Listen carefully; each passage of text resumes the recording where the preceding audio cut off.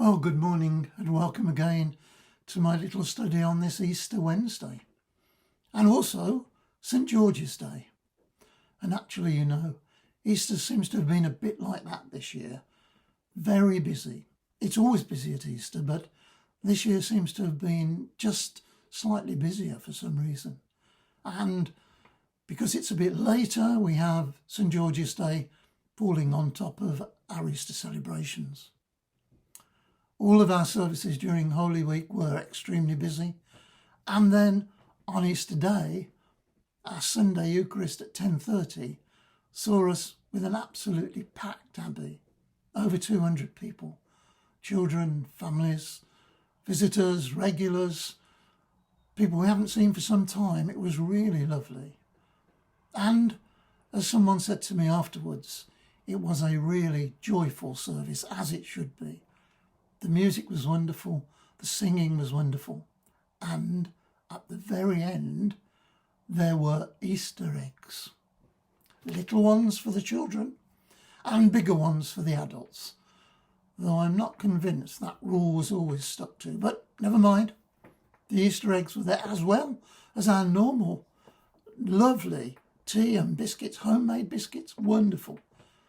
And it was really great to see the Abbey full and so many people enjoying what had been a lovely service on a beautiful morning. Blue skies after what we thought might be not such a good day, but it was.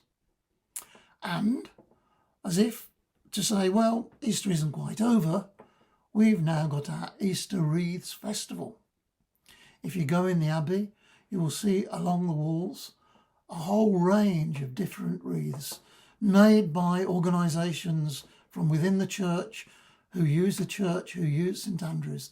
And if you haven't been, do go and have a look. There are some really, really amazing wreaths there, hanging on the walls on either side of the Abbey.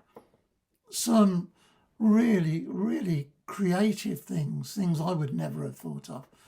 So if you can, just go into the Abbey and have a look at them. Help us to continue to celebrate Easter. How wonderful it is that we can do these things.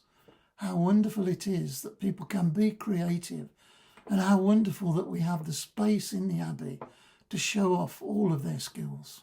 So please do go have a look round. It's there for another 4 weeks or so and really is worth seeing. However, we must not forget that Easter this year has been tinged with sadness.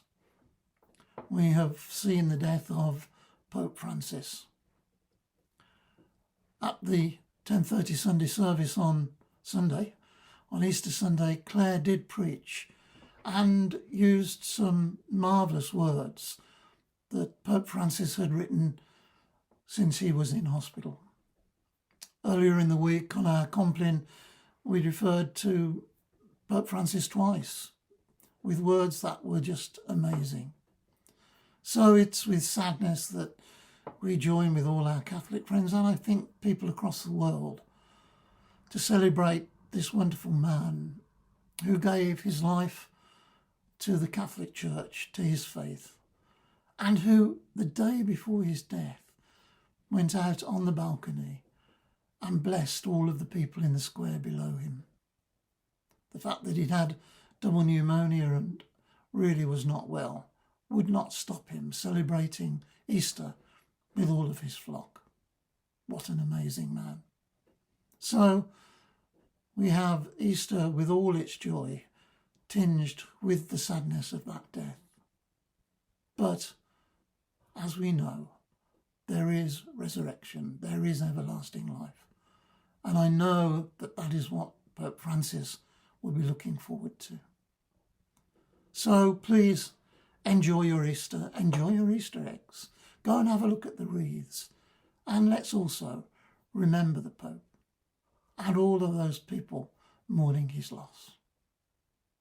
Amen.